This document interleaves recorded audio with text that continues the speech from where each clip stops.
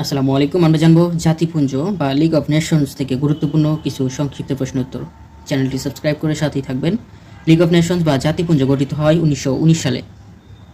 League of Nations বা জাতিপুঞ্জ গঠিত হয় যে চুক্তির মাধ্যমে, সেটি হচ্ছে 1919 সালে ভার্সাই চুক্তির মাধ্যমে লিগ অফ নেশনস গঠিত হয়। লিগ অফ নেশনস বা জাতিপুঞ্জ গঠনের মূল উদ্যোক্তা বা প্রস্তাবক ছিলেন যুক্তরাষ্ট্রের 28তম president Woodrow Wilson. League of Nations এর প্রস্তাব দেওয়া হচ্ছে যুক্তরাষ্ট্রের প্রেসিডেন্ট উড্রো উইলসন।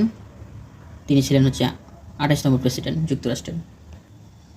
যুক্তরাষ্ট্রের প্রেসিডেন্ট উড্রো উইলসনের প্রদত্ত 14 দফার যত নং দফায় জাতিপুঞ্জ গঠনের কথা উল্লেখ করা হয়েছিল। 14 দফাতেই বলা হয়েছিল লিগ অফ নেশনস বা জাতিপুঞ্জের মূল অঙ্গ সংস্থা বা বিভাগ ছিল তিনটি, যথা সাধারণ পরিষদ, অ্যাসেম্বলি, কাউন্সিল ও সচিবালয়।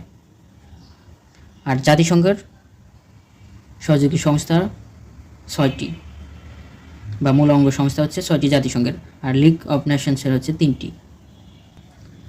লিগ অফ নেশনস বা জাতিপুঞ্জের সদর দপ্তর অবস্থিত সুইজারল্যান্ডের জেনেভায় ছিল, এটা এখন নেই, সুইজারল্যান্ডের জেনেভায় ছিল।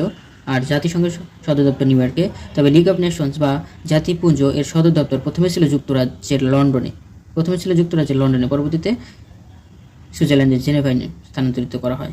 লিগ অফ নেশনস বা জাতিপুঞ্জ এর প্রথম মহাসচিব ছিলেন যুক্তরাজ্যের sir Eric Drummond. League of Nations বা জাতিপুঞ্জ আনুষ্ঠানিকভাবে বিলুপ্ত করা হয় 1946 সালের 20 এপ্রিলে। লিগ অফ নেশনস বিলুপ্ত করা হয় 1946 সালের